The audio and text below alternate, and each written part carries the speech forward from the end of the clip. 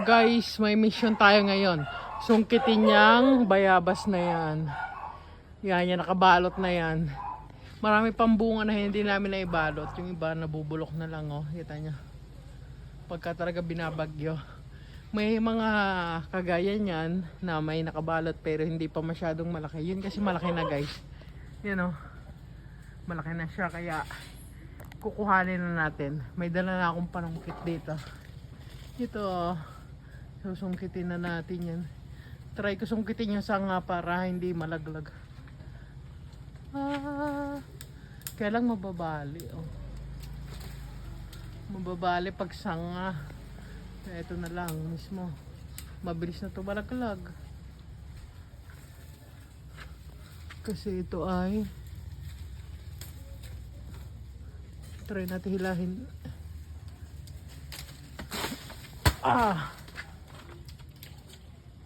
Nalaglag na, guys. Ito na ang ating guava fall. Tanggalin natin sa plastic para makita nyo yung plastic namin, kasi pag hindi namin pinaplastic to, pinakain ng mga insekto, guys, nabubulok. Papatong muna dito sa motor. Yan, nabasa na yung motor. Guys, ang ating guava fall. Ayan, nasira dahil nga nalaglag. Pero okay lang yan. Hatiin rin naman natin yan. So, ang ganda-ganda niya. For sure, super crunchy ito, guys. Walang insect bites kasi nga binalot natin. So, tara, hiwain na natin. Tingnan natin laman dito sa loob. Kung masarap ba. Kung masarap, malutong, matamis. Tara, tingnan natin sa loob. Ang laki niya, oh, guys, oh. Malaki pa sa palad ko. Papalakihin din natin na yung iba ng ganyan, ayan, oh. Yung mga yan maliliit pa kasi yung mga nga ibang nakabalot, so papalakihin natin ng ganito kasi ito talaga yung masarap.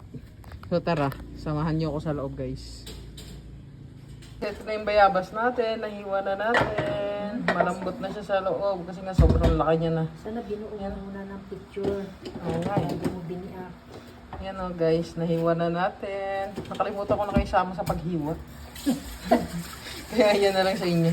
So, wala naman siyang sira sa loob, guys, kasi nga nakabalot naman to. Ito yung mga binalot niya Tita Elma. Inakyat-akyat niya pa yung sa puno. Kasi yung mga binalot ko lang, yung mga abot ko lang eh. Sa kanya talaga, inakyat niya kahit hindi.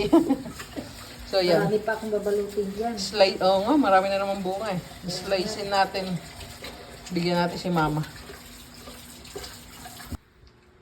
So, guys, yan na yung guava fall natin.